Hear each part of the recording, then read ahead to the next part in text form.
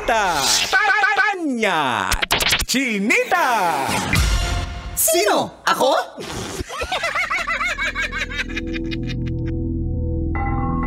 Magandang umaga, Luzon, Visayas, Mindanao. Ako si Manggas at ito ang Siko. Sino? Ako?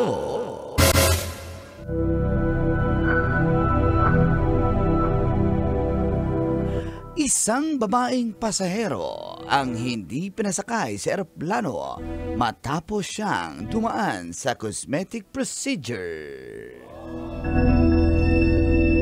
Hindi rin umubra ang daladala niyang medical clearance. Ito ay desisyon daw ng airline para raw sa kaligtasan ng nasabing passenger. Naranasan ito ni Shataria Banks. Uuwi sana sa Houston, Texas mula sa Miami. Dahil doon siya mismo nagpagawa ng cosmetic surgery na hindi naman binigay kung ano ang kanyang pinagawa sa sarili. Kinuhanan pa ni Shataria ng video ang pagtatalo nila ng babaeng nasa counter ng Spirit Airlines. At sa kuha rin ng video, kitang-kita na merong bandage at drainage tube na nakakabit sa kanyang abdomen area, si Shataria. Giit naman ng Spirit Airlines, dumaan sa tamang proseso ang kaso ni Shataria. Binigyan naman siya ng full refund ng nasabing airlines. Subalit, hindi na raw sasakay ever si Shataria ng Spirit Airlines na eroplano. Ikaw, kabisyo, hindi ka rin ba pinasakay sa eroplano? Yan ang ating Siko. Sino? Ako.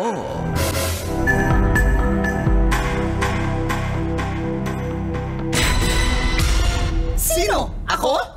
Kailangan ba bang i-memorize yan? Bishi! Morning call! Morning, Tis! Kabisyo, good morning! Tralalelo, tralala, tukong sahur, tralalelo, tralala. Adlaw Miyerkules ta ha mga kabisyo. It's July 30, 2025. Sa oras na 7:30 kasama niyo na Certified Pray Boy Uncle Dago! Kamod sa mga pray boy at magdasal. Dahil kasama na rin natin ang dahilan kung bakit ka nanonood ng radyo, your Tita Max, Tanya Chinita. Siya si Tita Max, ganda ko pisinita. Yan si Tita Max. Kasamang senior citizen na parang baby pa kasi wala nang ngipin. Rich kid eh, rich kid. Hindi, walang ngipin. Mang Panor! Good morning. Nilalamig talaga ako, guys. Good morning sa inyo lahat. Sa mga gustong sumakay sa aking Mangkanor Airlines, libre ko na kayo. Meron kang airlines? Meron. Kamaingay! Meron kang airlines? May eroplano ka? Bakit Mangkanor Airlines. ka? Bakit ka naka-e-bike nung dumating? Lucky. Nakikigamit ka pa kay Kuya Kajot? Sina-charge na yan? Sige lang, i-charge ko lang yan sa bahay, Jot. Ang Anong e-bike pangalan mo. ng airlines mo? Kung totoo Mangkanor yan. Airlines. Wala namang ganun sa NAIA? Lucky nga eh. Hindi ko sinasabi. Lucky. Lucky yung aeroplano ko. Bawal yun. Bawal Lucky yun. yun. Saan Kasi lalanding? hindi mo makikita sa radar yung aeroplano ko. Bawal yan. Oo nga. Alam mo yung mga Ipto ba? Yung basta yung Niya mga kaya kasi nagsisinungaling. B-2 bombers ng Amerika na hindi na Alam mo. didetect ng radar. Ganon ang aking mga aeroplano. Anong pangalan? Ang mga basta B-2 holiday. Dating visa B-2 holiday. Hindi, ayun ba? So, naindi siya sa airlines kasi hindi siya pinasakay. So may ano siya, tits, may tubo, tas merong parang may bagdan, may lumalabas doon. Something. Totoo, may ganun siya.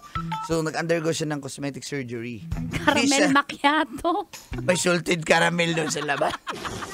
May ganun siya. Kaya hindi siya pinasakay Ay, okay. kasi O may clearance sa doktor, pero kung makita mo siya na may nakalawit na tubo mula sa tiyan Alam mo niya, kasi tas ganito may, yan. Di ba parang yung- may excess na lumalabas. Ganon. So hindi, baka kasi mag-explode yan Milk dahil tea, milk.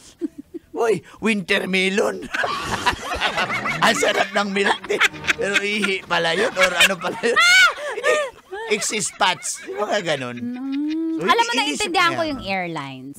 Iniisip yung safety ng tao na yan. Kasi kapag yung pressure ng aeroplano, di ba? tapos pag may nangyaring masama dyan sa taas, Siyempre. mas malaking... Oo. So, nag-prevent lang sila ng... So, paano yan? Hindi na raw siya sasakay ng Spirit Airline. Sabi ng Spirit Airline, okay, marami na kami pasahero sa Buka, isakripisyo mo na yung isa Oo, na yan. oo, Kaysa, oo. pag may nangyaring masama, for example, Alam mo, nawalan ng buhay, nasa oo, aeroplano oo, pa oo. lang, sumabog yung tiyan, whatever. Oo. Hindi cargo ng konsensya Of nila course. yun. Babayaran mo yun. Tas yung mga pasahero na imbis sasakay, ayoko na pala May dyan. trauma. Totoo Matatrauma. yan. Totoo yan. Kaya Alam okay mo, na yung isa, sugal na natin. oo. Na, Alam ayun. mo, oo. Nung ano, sige, kaya Sa aking natin. pagtanda, ang wisdom na nakuha ko Hindi sa ka pa life. matanda, bata ka pa. Sa aking pagtanda na masarap, Bata ka na. Apelidong ganun. Anong wisdom yan? pag sa akin may nagkikritik na isang tao, may pinagbabawalan niya ako na gawin ito, hindi ko muna tinitingnan na kontrabida siya. Naisip ko lagi, concern siya sa akin. Yun. Concernity. Concerns yun? May entry ako eh. Di ako pwede walang entry, guys. Yun yung binabayaran ko sa Labridyo. Ako yun ang babayad eh. Napaka-competitive mo. Siyempre, basic. Pero yun na nga, yung mga pasayeros. Welcome to Manila. Welcome to Manila. Sandali, guys. Taga saan kaya itong flight stewardess, guys? Sinabi, taga Burma ka? Taga Burma? Para kang Burmese fighter mo sila. Ay, siguro ka hindi ko maintindihan. Yung flight attendant, sabi ng PPA. Wala na, namatay na yun. Hindi ko kasi maintindihan sinabi. Para Burmese fighter na eh. International Airport. Sabi ng flight attendant. Sabi ng pilot. O, nagsasalita din siya doon. Ano pilot? Yung pasahero. Kaya nga eh. Kubaw. Sabi nung may barker pala. May barker pala siya. Sabi nung barker? Sabi ng pilot. Ang pogi. Nung pilot? Ng pasahero. Akala ko nung... Uy, nakatsinilas na naka-shorts lang. Yung pasahero? Hindi yung barker. Ah. Di ba? Sabi niya, may naganyan lang ng towel sa ulo. Kahit pang dipinsa sa init at lamig. Tagal. Asama ng description. Sabi ng barker, hindi. Sabi ng pilot. Ako na yung sasagot, ha? Ako na yung sasagot. Ay, nako. Huwag kayo matigas ang ulo. Pag hindi kayo pinasakay. Yung pasahero. Hindi, yung pilot. Ha? Huwag kayo magalit sa Ba't laging mga walang counter. buhok? Walang buhok? Ay, sandali. Sino ba yung panot? Yung panot. Walang buhok. Sino ba yung... Guys, nalito ba kayo? Guys, nalito rin ako, guys, eh. Kung anong gusto. Si Direk Phil nga, si Ma'am Tunin, nalito din sa'yo, Kaya eh. nga eh. Oh, pero kung sasakay Kailangan tayo yan, babaero na lang si Direk. Hoy, hindi yan! Hoy! Direk, hindi ko napansin, Direk, na may ganun factor. Si Iskusta na lang. Ayan, napaka-babaero Hoy! yan.